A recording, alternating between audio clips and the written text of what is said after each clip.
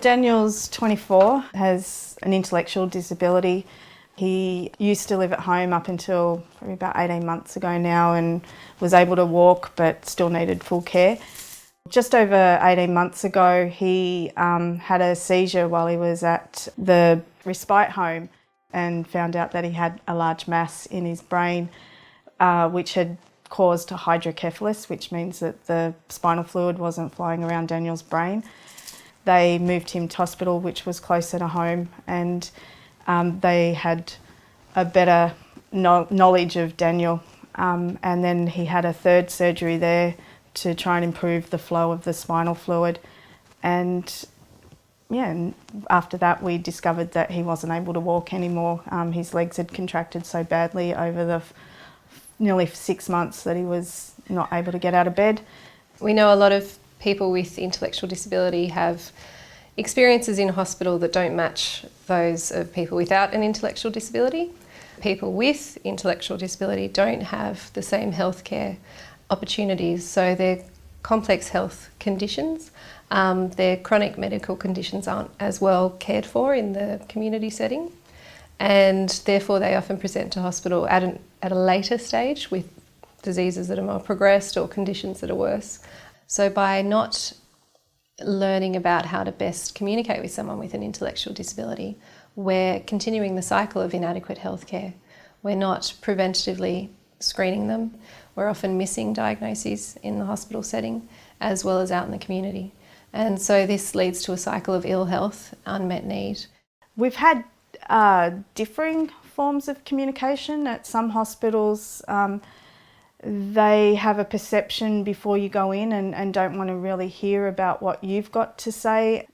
They've got the medical background and the knowledge, but they don't know my son and they don't know a lot about his particular condition and what triggers can set him off. When it comes to Daniel, I'm the expert and I've had 24 years of experience of, what works and doesn't work, and we've had multiple hospital visits over those years and have seen what can go well for him and what can't. Yeah, I know, you're going to have to wait.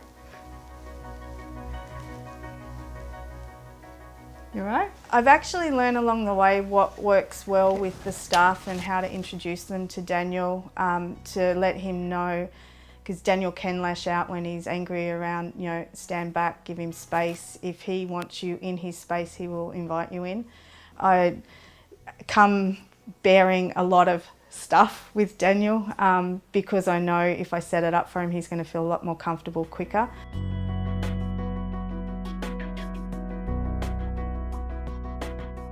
The admission process can be very scary for someone with an intellectual disability, and it's important that those people involved in the process talk calmly, remain calm, treat any challenging behaviours that may arise with respect and understanding that that's a communication method. It's not them attempting to be a difficult patient, it's them attempting to communicate their distress and their need for extra time and care.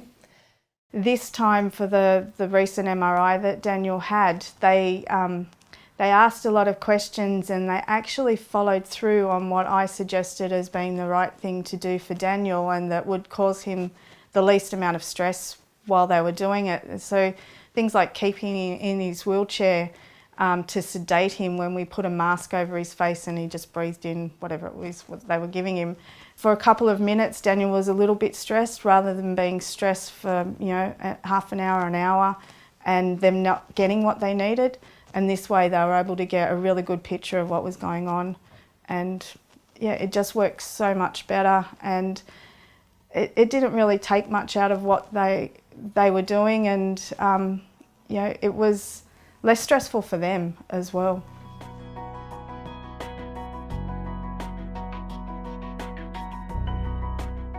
On the other end, on the bookend of the hospital stay, is discharge and transfer of care planning. And that takes a lot longer for people with intellectual disabilities, especially those returning to group homes.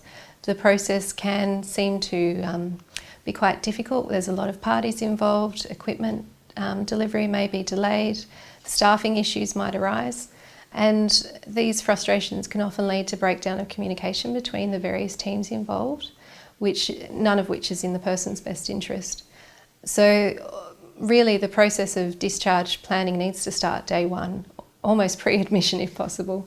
Discharge from hospital, coordinating with a GP would be ideal, and so it would be wonderful if on discharge the doctors or the nurses involved were to call and update the GP who is looking after that person. This rarely happens, and so it's often left down to discharge summaries, which can be incredibly short in their description of what has happened in hospital. And this really puts the GP and the person themselves at a disadvantage, because that communication needs to be enhanced so that everyone knows what's happened and what steps need to be taken to keep the person healthy and well and out of hospital.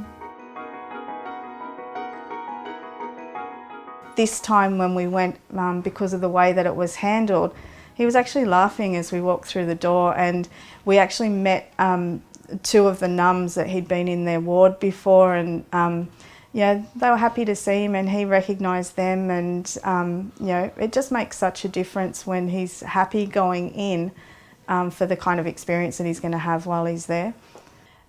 I've met some really lovely staff within the hospital who are very caring and go that extra mile to to help you and your son, I've even been there where I've walked in and they've been singing songs to Daniel because they've heard me do it and they know that he likes it, and he's been a bit upset while I've not been there. It's pretty easy to get the hang of. It's just talking to any other person and working out how they communicate best. So everyone on the hospital floor needs to be able to do this and do it well, and a lot of it's just down to confidence and exposure and knowing that there are people to turn to ask for help and guidance. So most hospitals will have a nurse or a doctor or allied health worker with a specialist interest in working with people with intellectual disabilities, and you can turn to that person. I think just having experience and exposure to working with people with intellectual disabilities is such a rare privilege and such an exciting opportunity.